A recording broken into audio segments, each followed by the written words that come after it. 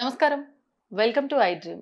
ధర్మ మార్గం విత్ విజిత కార్యక్రమానికి స్వాగతం. ప్రస్తుతం మనతో పాటు ఉన్నారు ప్రముఖ ఆధ్యాత్మికవేత్త శ్రీమతి బట్టిప్రోలు విజయలక్ష్మి గారు. ఇప్పుడు అమ్మతో మాట్లాడి మరిన్ని విషయాలు తెలుసుకుందాం. నమస్కారం అమ్మా. నమస్కారం అమ్మా. అమ్మ, ముఖ్యంగా శని గ్రహం వల్ల ఇబ్బంది పడే వాళ్ళు అందరూ దాదాపుగా పడుతూనే ఉంటారు. అంటే వాళ్ళ జాతకంలో ఏదో ఒక శని పీరియడ్ అనేది నడుస్తూనే ఉంటుంది. అష్టమ శని అని, అర్ధాష్టమ శని అని, ఏలినాటి శని అని. ఇంక ఈ శని నన్ను పట్టి వదలనేమో, నా జీవితాంతం ఇట్లా పట్టి పీడిస్తూనే ఉంటాడేమో అనుకుంటూ ఉంటారు ప్రతి ఒక్కరు కూడా.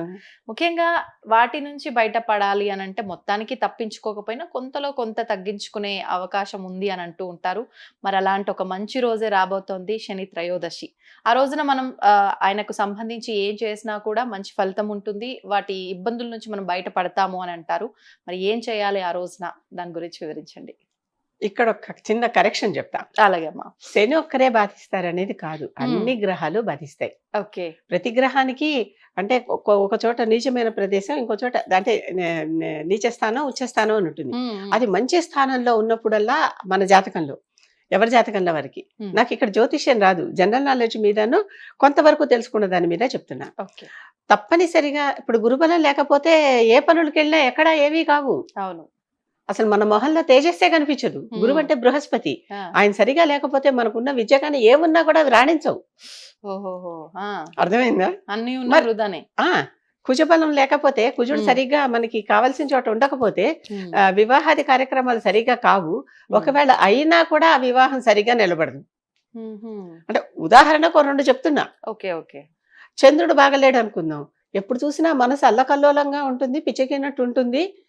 ఒక్కొక్కసారి నాకు అసలు బాగుండట్లేదు అంటాను చూడండి, శారీరకంగా కాదు మానసికంగా. అది చంద్రుడి వల్ల. పాపం శని ఒక్కరినే అంటున్నాం, శని దేవుడు, మహాదేవుడు, అందరూ దేవుళ్ళే. ఈ నవగ్రహాలన్నీ మనకి అంటే ప్రతిదానికి అసలు ఒక చక్రం ఇలా తిరుగుతోందంటే పైకి వెళ్తుంది, కిందకి వస్తుంది. అవునా? కనుక అన్ని దశలు అన్ని గ్రహాలకి ఉంటాయి. కనుక శని ఒక్కరిని అనొద్దు. ఉన్న 12 గళ్ళలో ఎక్కడో చోట ఏవోడు చోట ఆయన ఉండాలి. 4 అంటే లగ్నం నుంచి 4వ గళ్ళలో ఉంటేనేమో అర్ధాష్టమం అన్నాం, అర్ధాష్టమం అంటే 4 కదా. 8వ గళ్ళలో ఉంటేనేమో అష్టమ శని అంటున్నాం. అవి రెండు కాకుండా అసలు ఏనాటి శని అనేది ఏంటంటే అప్పుడప్పుడు ఒకసారి 30 ఏళ్ళకు ఒకసారి అది తిరుగుతుంది చక్రం. 7.5 ఏళ్ల పాటు ఉంటుంది. అంటే మన జన్మ గడిలో కాకుండా, లగ్నం గడిలో కాకుండా ఒక గడి ముందర అక్కడ 2.5 ఏళ్ళు ఉంటుంది. ఆ జన్మ లగ్నం గడిలో 2.5 ఏళ్ళు ఉంటుంది, తర్వాత 2.5 ఏళ్ళు ఉంటుంది. మొత్తం కలిపి 7.5 ఏళ్ళు ఉంది. ఈ 7.5 ఏళ్ల పాటు ఇవన్నీ మనకు కొంచెం ఇబ్బందులు కలుగుతూనే ఉంటాయి. కానీ శని ఎలాంటి వాడంటే వచ్చేటప్పుడు మంచి చేస్తే వెళ్ళేటప్పుడు కొంచెం ఏదో ముట్టికాయ ముట్టి వెళ్తాడు. 1, 2, 10 మన యోగ్యతను బట్టి, మన అర్హతను బట్టి. అంటే ముట్టికాయలు కూడా అర్హతను బట్టే చెప్తున్నాను, మనం చేసుకుని మన వెనకాల ఉన్న సంచితాలను బట్టి. అలా కాదు, వచ్చేటప్పుడే కాస్త తంతు వచ్చాడు అనుకో, వెళ్ళేటప్పుడు కాస్త మంచి చేసి వెళ్తాడు. ముందు మనకు పాజిటివ్ ఉంటే తర్వాత నెగిటివ్ ఉంటుంది, ముందు నెగిటివ్ ఉంటే పాజిటివ్ గా ఉంటుంది. తర్వాత మనకి ఎంటర్ అయ్యేటప్పుడు ఎట్లా ఎంటర్ అయింది అని చూసుకుంటే, వెళ్ళేటప్పుడు ఎంటర్ అయ్యేటప్పుడు బాగుంటే వెళ్ళేటప్పుడు కొంచెం జాగ్రత్తగా ఉంటే మంచిది. ఎంటర్ అయినప్పుడే దెబ్బలు తగులుతూ వస్తే వెళ్ళేటప్పుడు బాగా వెళ్తాడు. ఏదో ఒక మంచి చేసి వెళ్తాడు అంటూ ఉంటారు. ఇది అర్థమేమో. అసలు శని టైంలో చక్కగా మంచి మంచి ప్రమోషన్స్ వస్తాయి, చక్కగా పెళ్లిళ్ళు అవుతాయి, బోల్డ్ గృహయోగాలు వస్తాయి, ఎన్నో ఇలాంటివన్నీ చాలా చాలా ఉన్నాయి. కనుక శనిని చూసి అలా అమ్మో ఈయన అని అనుకోవాల్సిన అవసరం లేదు. పైగా శని వస్తే ప్రతి మనిషికి చాలా పుణ్యం వస్తుంది. శని వస్తే పుణ్యం రావటం ఏంటి అంటే, మరి బెంగపడ్డారు కదా, శని వస్తే ఏం చేస్తాడు అని గుళ్ళకి గోపురాలకి తిరుగుతూ ఉంటారు కదా, పూజలు వ్రతాలు చేయిస్తూ ఉంటారు కదా, మరి పుణ్యం సంపాదించుకోవట్లా? మామూలుగా ఏమీ లేకుండా ఉత్తగా పూజ చేయమంటే చేస్తారా? ఏమీ లేకుండా శని ఆలయానికి వెళ్ళి అక్కడ ఆయనకి ఏదో నూనె వేసి అభిషేకం చేయమనో ఇంకోటి ఏదో చేయమనో చేస్తారా? శివాలయానికి వెళ్ళి కొబ్బరికాయ కొట్టమనో, హనుమాన్ ఆలయానికి వెళ్ళి ప్రదక్షిణలు చేయమనో అంటే చేస్తారా? విడిగా అయితే పట్టించుకోం కదా. శని వచ్చారనేసరికి అందరికి కొంచెం కాషన్, చలికాలం వస్తే స్వెటర్ వేసుకున్నట్టుగా. వెంటనే ఈ శని రాగానే ఏం చేస్తున్నాం, గుళ్ళకి గోపురాలకి తిరుగుతున్నాం, ప్రదక్షిణలు చేస్తున్నాం, కొబ్బరికాయలు కొడుతున్నాం, మొక్కులు మొక్కుంటున్నాం, గుంజులు తీస్తున్నాం. అవునా? కనుక పుణ్యం పెరుగుతుందా లేదా? పెరుగుతుంది. అది కనుక ఎప్పుడు అది నెగటివ్ ఫ్యాక్టర్ లాగా అసలు చూడద్దు. అది కూడా తప్పదు, తప్పనిసరిగా మన జీవిత చక్రంలో ఉండవలసిన దశలు. మరి మిగిలిన వచ్చినా కూడా ఇలాంటి అప్ అండ్ డౌన్స్ వస్తున్నాయని చెప్పాను కదా. అవును. ఇప్పటికీ వివాహానికి కుజదోషం చూస్తూనే ఉంటారు. అది ఉంటే మటుకు పెళ్ళిళ్ళు సరిగ్గా కావు. అయినా కూడా పెళ్ళిళ్ళు సరిగ్గా నిలవు. ఓకే. నిలిచినా ఎప్పుడు కొట్టుకుంటూనే ఉంటారు. అంటే మనసులు సరిపోవు. ఒక ఇంట్లో ఉండొచ్చు, అవును. మనసులు సరిపోవు. ఇలాంటివన్నీ. కనుక దోషం అనేది దేనికైనా రావచ్చు, శనికి రావచ్చు.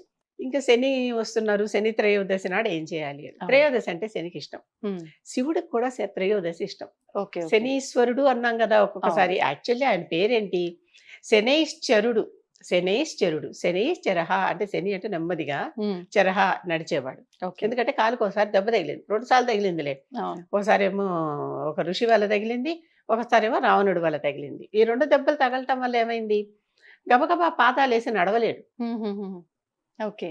కాలు దెబ్బలు తగిలితే కొంచెం కుట్టుతాం కదా, అవును. కొద్ది కొద్దిగా నెమ్మదిగా నిదానంగా నెమ్మది. వెళ్తాం. అందుకని ఒకసారి శని ఎంటర్ అయితే మహర్దశ వస్తే 19 ఏళ్ళు కదలదు. అంటే పాజిటివ్ గా. అసలు ఆ శని మహర్దశ జీవితంలో వస్తే ప్రతి గ్రహానికి మనకు ఓ దశ ఉంటుంది. ఆ దశ ఫుల్ ఉంటుంది. ఈ దశలన్నీ మొత్తం కలుపుకుంటే మనకి 120 ఏళ్ళు బతకాలి. ఒక మనిషి ఆయుర్దాయం, పరిపూర్ణ ఆయుర్దాయం అంటామే, అది 120 ఏళ్ళు. ఓహో. అన్ని దశలు ఫుల్గా కంప్లీట్ గా తిరగాలంటే. ఆహా. ఓకే. ఓకే. సపోజ్ రవి మహాదశలో అంటే పుట్టి ప్రతి మళ్ళీ తిరిగి person రవి కి- మహాదశ దాకా వాళ్ళు చేరుకోవాలంటే ఉమ్, ఉమ్. అన్నేళ్ళు పడతాయి. అంటే ఓకే. ఆ పరిపూర్ణ ఆయుర్దాయం అంటే అది. ఉమ్.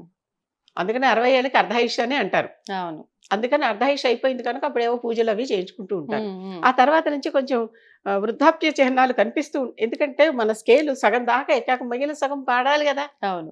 సైన్ గ్రాఫ్ అంటాం మేము. ఇది పైకి వెళ్తుంది, మళ్ళీ అక్కడి నుంచి కిందకి వస్తుంది. కిందకు వచ్చేటప్పుడు వచ్చిన దగ్గర నుంచి ప్రతి మైల్ స్టోన్ లోను ఉమ్. 5 ఏళ్ళకి 10 ఏళ్ళకి కొంచెం శరీరంలోనూ మార్పులు కనిపిస్తాయి, ఆరోగ్యంలో మార్పులు కనిపిస్తాయి. ఆ, మనం ఏమన్నా రిసీవ్ చేసుకోవటంలో మార్పులు కనిపిస్తాయి. అవును. ఇలాంటి మార్పులు మనం గమనిస్తూనే ఉంటాం. ఉమ్, ఉమ్. 60 నుంచి 65, 70, 75, 80, 85 ఇవన్నీ గమనిస్తూ ఉంటాం. అవును. అది అది అసలు ఈ వీటిల్లో ఉన్నటువంటి మన జీవిత కాలంలో ఉన్నటువంటి విశేషం. ఉమ్. శివుడికి త్రయోదశి ఎందుకు ఇష్టం? చక్కగా అప్పుడు మనం ఇది చేసుకుంటున్నాం కదా, మాస శివరాత్రి అని. అవును. కనుక ఆయనకి అది ఇష్టం. ఉమ్. ఆయనకి ఇష్టం కనుక ఈయన కూడా శివుడిని ఫాలో అవుతూ ఓకే. ఒకసారి శివుడిని కూడా పట్టుకున్నాడుగా, అప్పటి నుంచి నిన్ను శనీశ్వరుడు అంటారని అనుకున్నారు కదా. అవును. కనుక ఈ రకంగా శివుడికి ఇష్టమైనటువంటి త్రయోదశి ఈయనకు కూడా ఇష్టం. ఉమ్. అంతే తప్పితే మరొకటి కాదు. అంటే ఆ రోజు శివాభిషేకం చేస్తే అసలు శివుడికి కానీ హనుమంతుడికి కానీ ఏమి చేసినా ఆయనకి ఇష్టం. శనికి ఇష్టం. శనికి. శనికి ముఖ్యంగా తైలాభిషేకం. నలుపు రంగు ఇష్టం గనక ఆ రోజు నల్ల బట్టలు వేసుకోవటం. అందరికీ ఒక చిన్న సూక్ష్మమైన ఉపాయం చెప్తా. చాలా తేలిక ఉపాయం. అమ్మా.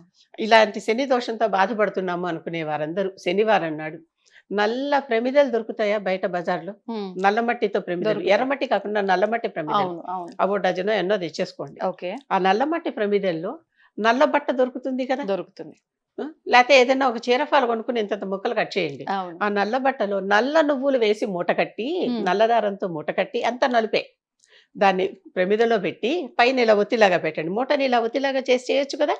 చేసి దాంట్లో నల్ల నువ్వుల నూనె వేసి ఉమ్. శనిదేవుడి దగ్గరికి వెళ్ళి, అంటే ఆలయంలో నవగ్రహాలు ఉన్న చోటుకి వెళ్ళి అక్కడ శనిదేవుడు ఎదుర్కొండా ఈ దీపం మీ చేతులతో మీరు వెలిగించుకోండి. ఉమ్, ఉమ్, ఉమ్. ఇంకా భయపడక్కర్లా. ఓకే. ఇంకా he will take care of. Um. నల్ల నువ్వుల నూనె నల్ల బట్టలో నల్ల నువ్వులు వేసి నల్లదారంతో ముడికట్టి పైన ఇలా ఒత్తిలాగా వదిలి నల్ల ప్రమిదలో, అవును. మట్టి ప్రమిదే, నల్ల మట్టి ప్రమిదలో వేసి అది ఆయన దగ్గర పెట్టేసి ఒక్కటే అమ్మా. ఒక్క దీపం చాలు. ఉమ్. ఒక్క దీపం చాలు. ఆ ఒక్క దీపం ఆయన దగ్గర పెట్టేయండి. ఇంకా బెంగపడక్కర్లా. ఆ దోషం ఏదో ఆయన చూసుకుంటాడు. ఓకే. మన మీద ఆయన తృప్తిపరిచాం కదా, అంతే. ఆ దోషం ఆయన ఆయన తీర్చేస్తాడు. ఉమ్. ఇంకా మీ దగ్గర నూనె మిగిలితే ఆ నూనెతో ఆయన నెత్తి మీద కూడా కాస్త పోయండి ఆ విగ్రహానికి. ఉమ్. శనివారం నాడు ఈ పని చేస్తే ప్రభాతం, ప్రదోషం ఈ 2 సమయాల్లో మీకు ఏ రోజు ఏ టైం అందరికీ పొద్దున కుదరదు, అందరికీ రాత్రి కుదరదు. అవును. ఇప్పుడు మనం బయట దేశాల టైముల్లో ఉద్యోగాలు చేయటం కూడా ఎక్కువైపోయింది కనుక పొద్దున్న లేచి వెళ్ళే వాళ్ళు ఉంటారో ఉండరో, అవును. వాళ్ళు కనీసం సాయంత్రం వెళ్ళండి. కానీ ఈ 2 టైముల్లో మీరు కష్టపడుతున్నప్పుడు మీరు కూడా కష్టపడాలి కదా. ఉమ్, ఉమ్. కనుక ఒకసారి ఇది ఓకే. చెయ్యండి, అన్ని దోషాలు నివారింపబడతాయి. ఉమ్. హాయిగా శివునికి దండం పెట్టుకుని శనేశ్వరాయన మహా అనుకోండి, నైనా కాపాడు, ఇబ్బంది వచ్చినా తేలిక వెళ్ళిపోయేలా చూడు అని దండం పెట్టుకోండి, అయిపోయింది. ఓకే. సంతోషం అమ్మా. ఉమ్. ధన్యవాదాలు.